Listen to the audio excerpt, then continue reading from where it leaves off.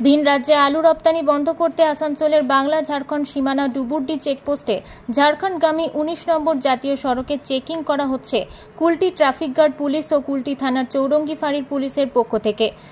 যেখানে police checking করে আলু বোঝাই ট্রাকগুলি পুনরায় ঘুরিয়ে দেওয়া হয় বলতে গেলে ভিন রাজ্যে যেন আলু বোঝাই ট্রাক না যেতে পারে। এর ফলে বিপাকে পড়েছে বেশ কিছু আলু বোঝাই ট্রাকের চালক ও খালাসি। সীমানাতে দাঁড়িয়ে রয়েছে একাধিক আলু বোঝাই ট্রাক। আলু বোঝাই ট্রাক চালকদের অভিযোগ, দালালরা আসছে, যোগাযোগ করছে সীমানা পার করে দেওয়ার জন্য। ট্রাক সীমানা পার হয়েও যাচ্ছে। আলু বোঝাই ট্রাকের বিল পেপার চেঞ্জ করে অন্য ডুপ্লিকেট বিল পেপার দিয়ে সীমানা পার হয়ে ঝাড়খণ্ডে চলে যাচ্ছে বলে জানান সীমানায় আটকে থাকা আলু বোঝাই ট্রাকের চালকরা। তাহলে কি দালাল চক্র কি সক্রিয় রয়েছে বাংলা ঝাড়খণ্ড সীমানা ডুবুরডি চেকপোস্টে? প্রশ্ন থেকেই যাচ্ছে।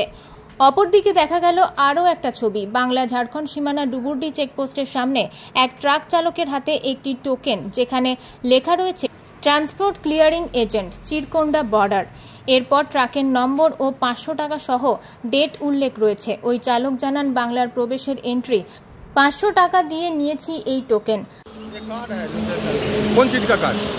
बंगाल का एंट्री है। कौन देता है ये बोला? चिकुदा। ये कौन है? चिकुदा कौन है? दलाल? मालूम नहीं है। चिकुदा कौन है? मालूम नहीं है। कितना लगा है पैसा? 500 रुपया का कार्ड है। तो कोई दिखाए कार्ड तो दिखाइए। कहाँ जाइएगा? कहाँ जाइएगा? कहाँ जाएगा अभी? काची मतलब कर रहा कुछ नहीं करेगा तुमको। कहाँ जाएगा? गाड़ी में कौन चीज लोड है? कहाँ से कहाँ जा रहा था? बीमारी से हजारीबाग। कौन चीज लोड है? आलू लोड है। क्या दिक्कत हो रहा है? बॉर्डर क्रॉस नहीं करने दे रहे हैं। क्या रोक रहे हैं। क्या बोल रहा है प्रोसेसर? बोल रहे हैं कि नहीं जाएगा इधर से उधर आलू, झारखंड में नहीं जाएगा। हाँ, दलाल बोल रहा तो गाड़ी निकल रहा है। आपका पास दलाल आया? दलाल आया, लेकिन हमको बोला, हम गए लेकिन हमको घुमा दिया। क्या बोला दलाल? क्या बोल रहा है? दलाल वहाँ भाग गया, दलाल नहीं रुका। तो क्या बोला आपका पास आके? दलाल क्या बोल रहा है? फिर बोला कि फिर आप चलिए, हमारा आदमी वहाँ है। আমরা গড়বাজার থেকে আসছি, আলু লোড আছে, আমরা যাব ধানবাদ। কতটা অসুবিধার মধ্যে পড়লে এখানে? অসুবিধার মধ্যে আছি যে খাওয়া না দেওয়া অসুবিধা। কে আটকালো গাড়ি? আমরা এখানে পাস বর্ডারে পাস হতে দেয়নি। কারা? পুলিশ আছে, বলছে গাড়ি যাবে না। কি বলছে তো? বলছে গাড়ি যাবে না, বলছে আমাদের বন্ধ, আলু বন্ধ আছে, তোরা জানিস নি? কতগুলো গাড়ি আছে? মোটামুটি আছে এখনো, মোটামুটি 20-30টা মোটামুটি গাড়ি আছে। কারো তো পার করছে গাড়ি? সেটা তো পার করাবে, কিন্তু কারা পার করছে সেটা? সেটা দালাল থাকবে। বিষ্ণুপুর সে আছি। কি লোড ছিল? আলু আছে। কোথায় যাবে? ই যাবে, রাঁচি যাবে। কতটা কি অসুবিধার মধ্যে পড়েছে? এ পরশু থেকে আছে। কি বলছে পুলিশ প্রশাসন? প্রশাসন বলছে কি যেতে নাই দেবো, যথা তুমি এসে লোড করছো অথা যায়নি খালি করো।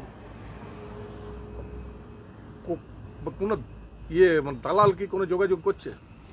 দালাল বলছে পেরান যাবে, লেকিন আর কিছু বলছে নাই, খালি পেরান যাবে বলছে, আর কিছু বলে না। কথা হয়েছে দালালের সাথে? কথা হয়েছে। কি বলছে দালাল? বলছে হ্যাঁ 2 দিন পরে পেরান যাবে গাড়ি, আর কিছু বলছে না। তাহলে কি দালালের থ্রু গাড়ি পেরোচ্ছে বলে মনে হচ্ছে? না, দালাল তো নাই আমার, খালি দালাল সে বাদ দিলে কে বটে সেটা নাই বলছে। আমার নাম জানো দালালের? নাম নাই জানি আমি। আর এই ঘটনায় শুরু হয়েছে রাজনৈতিক চর্চা। কুলটি ব্লক যুব তৃণমূল কংগ্রেসের সভাপতি বিমান দত্ত বলেন, জনগণের অভিযোগেই বোঝা যাচ্ছে অন্যায় একটা হচ্ছে। আমি অবিলম্বে পুলিশ কমিশনারের কাছে অনুরোধ করব, পুলিশ আধিকারিক হিসেবে যে বা যারা মুখ্যমন্ত্রীর আদেশকে অমান্য করছে তাদের কঠোর শাস্তির অনুরোধ করব প্রশাসনের উচ্চপদস্থ আধিকারিকদের। সাথে টোকেন বিষয়টি নিয়েও সরব হন তিনি। কে এই চিকু? কিসের ক্লিয়ারেন্স দিচ্ছে? কিসের টাকা নিচ্ছে? আমি তদন্ত করার অনুরোধ করব প্রশাসনকে। যে দালাল বা চিকুকে অবিলম্বে গ্রেপ্তার করা হোক। অভিযোগ আসছে মানুষের, মানুষ এটাই খারাপ চোখে দেখেছে। অফিসার মুখ্যমন্ত্রীর অর্ডারকে ভায়োলেট করে, সেটা তার যে উপরের আধিকারিকরা আছে তারা অ্যাকশন নেবে। দরকার হলে কমিশনার সাহেবকে জানাবো। এটা চাইছি রাজ্যের মুখ্যমন্ত্রী যিনি আদেশ দিয়েছেন সেই আদেশ যেমন সবাই পালন করে, সেইভাবেই কাজ চলে। কোনো রকম মুখ্যমন্ত্রীর আদেশকে কোনো রকমে অমান্য করা যাবে না। 100 বার অভিযোগ আসছে বলে আজকে এই জিনিসটা বললাম। আজকে কি করে এলো, এই লাল পরিচিটা কি করে পেলাম? মানুষের অভিযোগ আসছে বলে তো মানুষ তো দিচ্ছে, আমরা তো যাইনি। মানুষ এটাকে খারাপ চোখে দেখছে। যদি এখনো বলছি, যদি কোনো অফিসার এটার মধ্যে যুক্ত আছে, আমি কমিশনার সাহেবের কাছে অনুরোধ করব যে তাকে গঠনমূলক কঠোরতম শাস্তি দেওয়া হোক, যেহেতু মুখ্যমন্ত্রীর আদেশকে তিনি অমান্য করছেন। বিষয়টি নিয়ে বিজেপি নেতা টিঙ্কু বর্মা বলেন, ডুবুরডি চেকপোস্টে এই যে দুর্নীতিগ্রস্ত সিস্টেম চলছে, সেখানে যদি টোকেনের মাধ্যমে সিস্টেমটা চললে সেখানে পুলিশ আছে, এই ধরনের কাজ হচ্ছে, পুলিশ প্রশাসনের নজরে অবশ্যই রাখা দরকার। কোথাও দুর্নীতি হচ্ছে, কে টোকেন চালাচ্ছে, টোকেনের গুরুত্ব কি, দালাল চক্র রয়েছে বলে বলেন, এতে পশ্চিমবাংলার বদনাম হচ্ছে।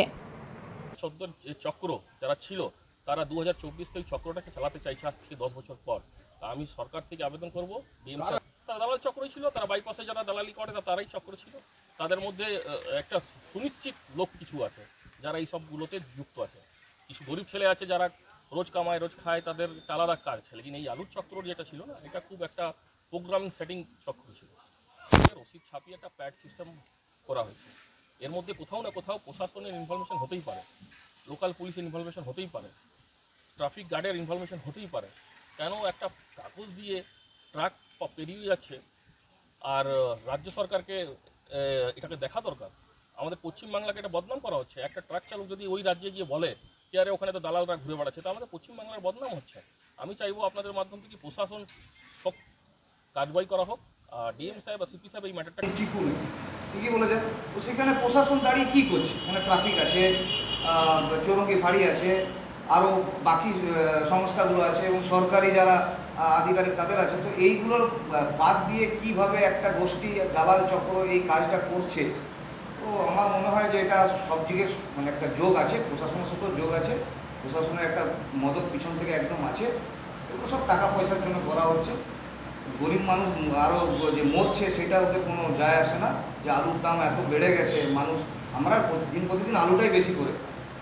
আসানসোল থেকে মিলন সূত্রধরের রিপোর্ট, আনন্দ বার্তা।